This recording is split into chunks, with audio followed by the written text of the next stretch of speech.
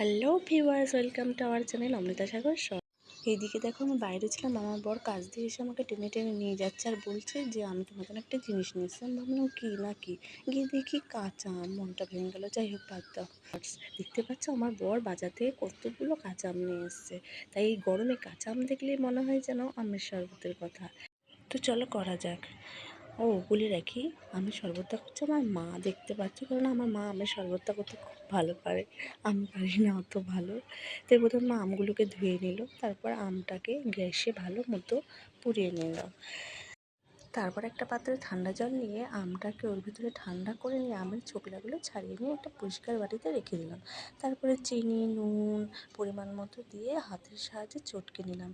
ও হ্যাঁ, লেবু পাতা দিয়ে দিয়েছি এর ভিতর, কেননা গন্ধটা খুব ভালো আসে।